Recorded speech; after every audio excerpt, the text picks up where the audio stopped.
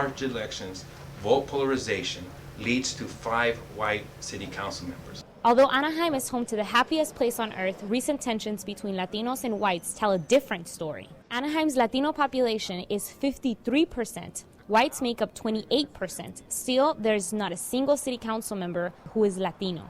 We just don't see that the electoral body of the city reflects the needs of our communities. Jose Moreno recently filed a lawsuit through the ACLU against the city of Anaheim. He wants the courts to force the city to change from the current at-large voting system to district voting.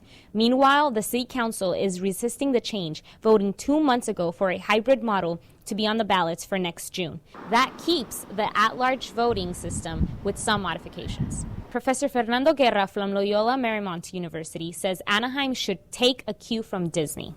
If districts are good enough for Disneyland, they ought to be good enough for Anaheim. So how can Latinos gain representation here in Anaheim?